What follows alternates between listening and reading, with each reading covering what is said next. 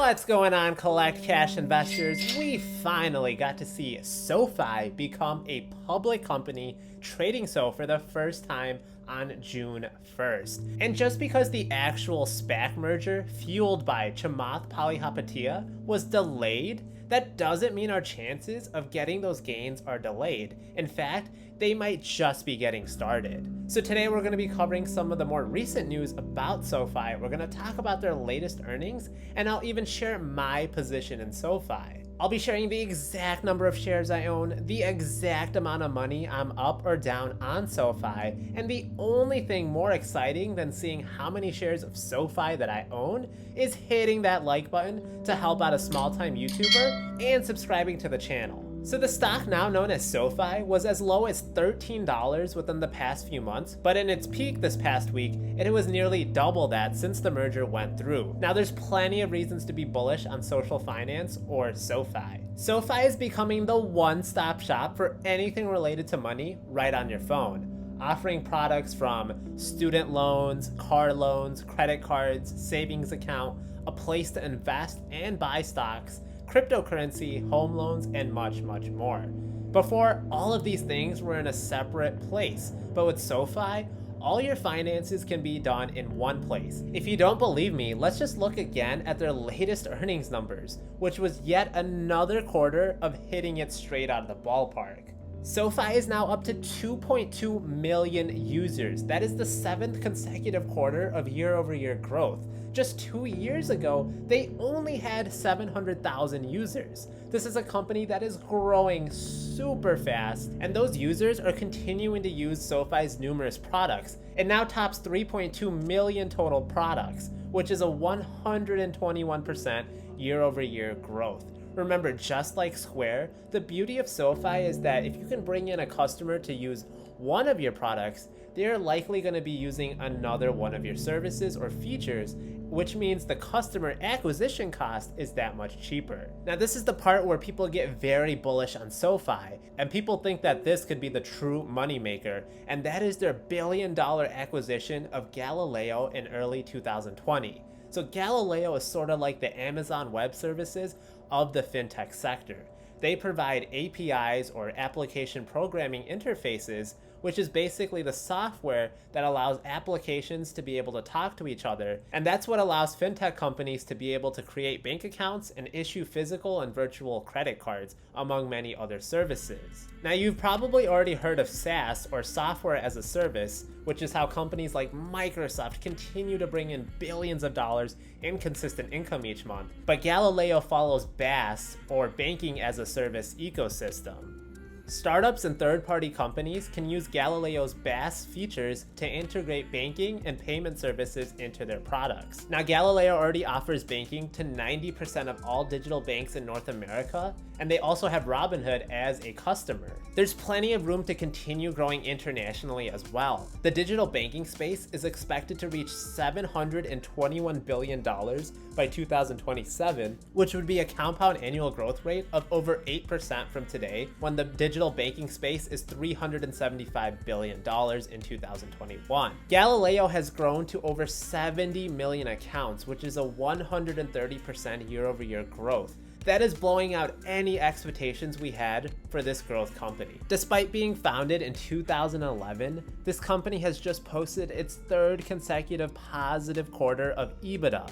Finally, this is a newer company that doesn't bleed out billions of dollars each and every single quarter, and we can actually see the light of the tunnel. We actually have a window toward profitability. They also doubled down and reiterated their guidance for 2021 at just under $1 billion in net revenue. Let's hear what their CEO, Anthony Noto, who used to work at Goldman Sachs, he also used to be the CFO of the NFL, and he was also a former COO of Twitter. Let's hear what he had to say about changing the status quo of today's banking world. I absolutely think the lawmakers should focus on those fees. We do not charge for overdraft fees. We have free overdraft protection on our SoFi Money account. We also provide high yields on our SoFi Money account, regardless of where you put your money. We think you should get the same interest rate on all of your cash. Why should you have to put in an X account versus Y account? The industry is using legacy frameworks and legacy approaches to modern day. Digital provides an infinite permutation of the products we can create. But somehow banks are still open from 9 to 5. Somehow trading is only 8 hours a day, Monday to Friday. Cryptocurrency is 24/7. Why isn't all trading 24/7? Why am I getting charged fees because I go a little bit over my account when I have direct deposit with you and you know the money's coming in? Why is my money not available as soon as you get access to it? We just enabled 2-day early paycheck on SoFi Money if you do direct deposit with us. Why? Because it's available 2 days early. So why shouldn't we make it available to you? We have to put our members' interest first, not our interest. If we take care of their interest, we'll take care of our interest. It's a simple axiom. It's proved to really serve companies over time. And so the lawmakers should focus on fees and ask these tough questions. It seems like Anthony is all about disruption. They are truly trying to be the digital banking platform for millennials and Gen Z. The lending industry is expected to top $1 trillion. There's definitely going to be a piece of the pie for SoFi to be biting on. Buying a home and going to college are more expensive than ever. People are going to continue to need help to be able to pay for them. And sadly, that's just creating the perfect catalyst for SoFi. SoFi recently acquired Golden Pacific Bancorp, which means that they are going to get a bank charter, and that means they are going to be able to do all of the legal Ponzi scheme stuff that banks are allowed to get away with. You know, like taking deposits from customers and then lending out that money out as loans. This is what's going to allow SoFi to lend at a cheaper rate, and they're just going to continue to benefit from even more product differentiation.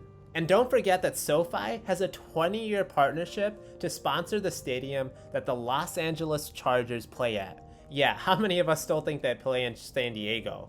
So Los Angeles is the second largest metro area in the United States, and that's going to be huge because in 2022, the Super Bowl is going to be hosted right there in Los Angeles. Think about how much exposure that SoFi Stadium is going to get, how much publicity, and people are going to be talking about SoFi. I feel like SoFi is really hitting all of these different markets that are just going to continue to grow.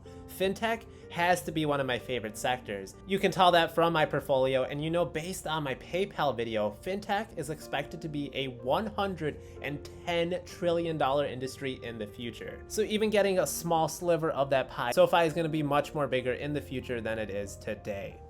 As promised, I wanted to share my current stake in SoFi. I currently own 100 shares at an average cost of $21.05. So I actually was up on my position before the day started, and then SoFi went down 8% today for no particular reason. So I'm down overall again, but the price is going to be very volatile here since it just merged. There's going to be a lot of hype, there's going to be a lot of panic selling, but eventually I do see the price going well over $30 a share. Now I'll be doing cash secured puts when buying more shares of SoFi, so that means I'm going to be getting paid to buy SoFi at a price I want to buy it at. It doesn't really get much better than that. So let me know what you think of SoFi in the comments below. Am I being too bullish? Is there something that I should be concerned about with their business model? As always, these videos take a lot of time for me to put together. The best way you can help out this channel is to like this video and subscribe, and I will buy, stash, collect cash. See you later.